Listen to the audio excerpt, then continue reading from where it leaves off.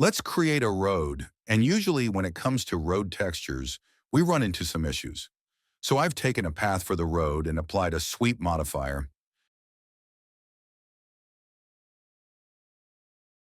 Just a simple setup for a road.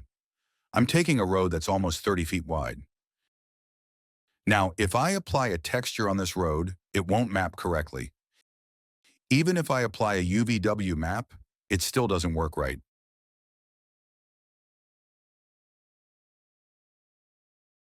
So here's an easy fix. I enable Generate Mapping Coordinates in the line settings.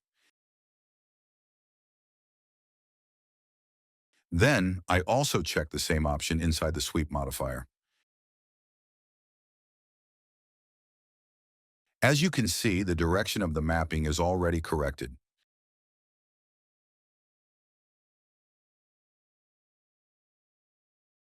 Now we apply a UVW XForm modifier, and let's take a look. I've applied the texture, and as you can see,